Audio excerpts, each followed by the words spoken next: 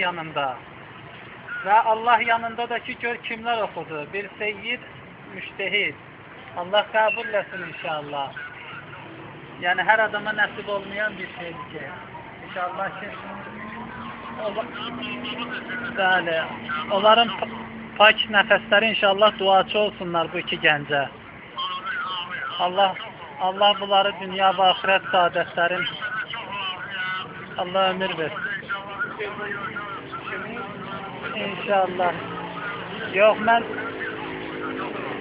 sanki bir Rıza qardaşımız var idi, indi də Orxan qardaşımız var.